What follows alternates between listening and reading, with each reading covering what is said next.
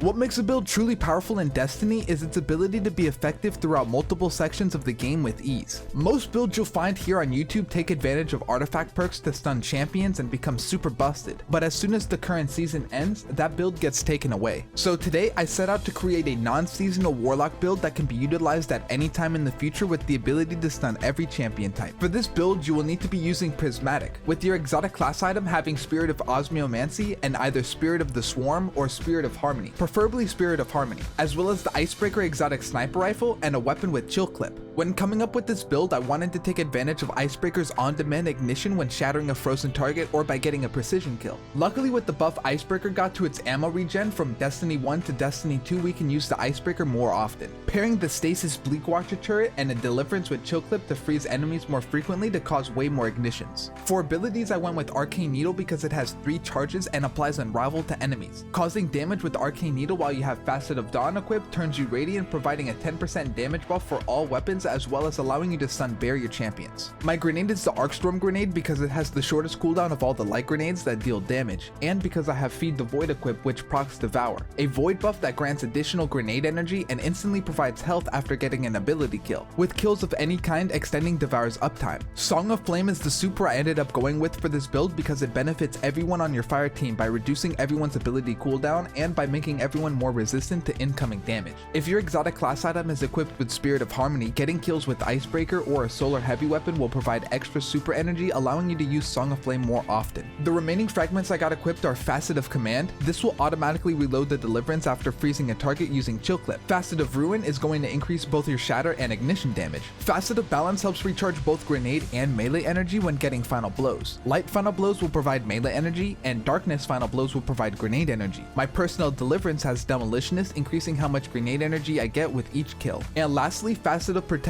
because it grants damage resistance while you're surrounded and is a crutch fragment to have in harder content such as GMs or Master Onslaught. For armor mods, equip the Heavy and Special Ammo Finder mod. This is a double special build, so for my Heavy I ended up choosing to use an LMG. The particular LMG I used changed depending on the activity, but for the most part I used one that had either Incandescent or Target Lock, 2 Impact Induction mods, and 1 Focusing Strike mod. Melee damage from Arcane Needle will provide grenade and rift energy, and since Facet of Balance is equipped and my loadout consists of 2 solar weapons, I'm gonna regen melee energy with pretty much every other kill, allowing me to take advantage of the armor mods repeatedly. Elemental resistance mods that match the activity elemental threat modifier, 2 innervation mods, and 1 recuperation mod for instant health and a bit of grenade energy on orb pickup, and lastly 1 bomber, reaper, and special ammo finisher mods. Reaper will spawn an orb of power on the first weapon kill you get after using your rift, and bomber will provide some grenade energy when you place your rift, with special ammo finisher allowing you to spawn special ammo for you and your team when you perform a finisher on an enemy while you have 3 stacks of armor charge, ensuring you never run out of ammo. First, I would like to say I would consider this an advanced level build because of everything you need to keep track of, knowing when to use certain abilities or weapons, juggling your ammo economy, and knowing when certain champions need stunning. And second, I feel like this build is a bit better in Master Onslaught opposed to GMs. All of the enemies will funnel to you, allowing you to get the most out of this build, whereas in certain GMs you gotta worry a bit more about your positioning, which can get you killed at times. When it comes to the gameplay loop, I first like to start by getting a couple of free and easy kills with the Icebreaker while at a far enough distance the enemies can't fight back. After, I'll push in and spawn a Bleakwatcher turret. Then I'll use the Arcane Needle to apply Unravel to an enemy so I can spawn a Tangle when they die. If an enemy is frozen, I'll take the opportunity to cause an ignition, but if not, then I'll pull out my Deliverance and freeze what's in front of me, using the Icebreaker shortly after freezing my target. After a couple of ignitions, I'll use my LMG on lower tier enemies to refill the Icebreaker and repeat the process. It's also good to know that Shatter and Ignition kills will refill Icebreaker's ammo. Every time my grenade recharges, I use it to spawn a Bleakwatcher turret to ensure the slow debuff is always getting applied to an enemy and freezes them over time. When a champion spawns, the Deliverance is my go-to weapon to stun them. Chill Clip allows you to not only stun overload champions when applying slow, but will also stun unstoppable champions when you freeze and shatter them. I did say this build can stun every champion type, so when a barrier champion spawns, use your Arcane Needle so you can turn radiant and break their shields. What I really enjoy about this build is the fact that there are many different ways to kill what's in front of you, seeing as ammo really isn't an issue. Between your normal abilities, going Transcendent, the Song of Flame super, and the special ammo finisher mod, something will always be available to use. This build is extremely fun and has me wanting to play more on my Warlock than on my Hunter, and that's saying something. Anyways, I hope you found this video helpful. Have fun with the build. Let me know what build you're currently using down in the comments, and thanks for watching. I'll see you guys next time.